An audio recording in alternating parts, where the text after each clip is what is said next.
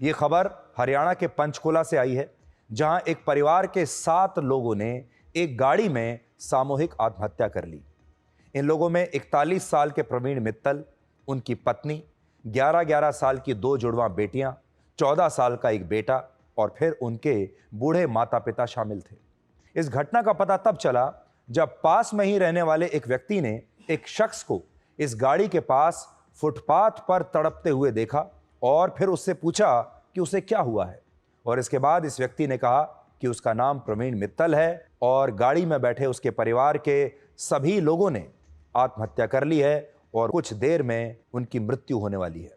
इस बात को सुनकर वहां मौजूद लोग डर गए और जब उन्होंने गाड़ी को खोलकर देखा तो उसमें 6 लाशें मिली, जिनमें 3 लाशें बच्चों की थी। 41 वर्ष के प्रवीण मित्तल आज से कुछ साल पहले तक कबाड़ यानी स्क्रैप को खरीदने और बेचने का काम करते थे, जिससे उन्होंने काफी पैसा भी कमाया और उनके रिश्तेदारों में उनकी छवि एक आर्थिक रूप से समृद्ध और अमीर परिवार की बन गई।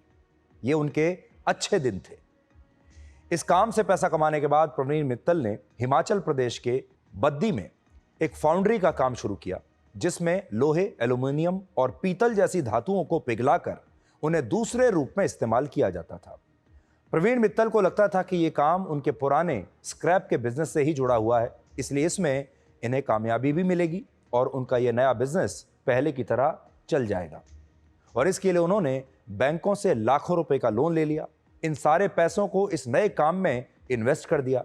लेकिन जब उनका यह नया बिजनेस चला नहीं, जब इसमें घाटा होने लगा और वो बैंक का लोन नहीं चुका पाए, तो उनकी आर्थिक हालत काफी खराब हो गई और उनकी फैक्ट्री, मकान और जमीन सब कुछ गिरवी हो गया।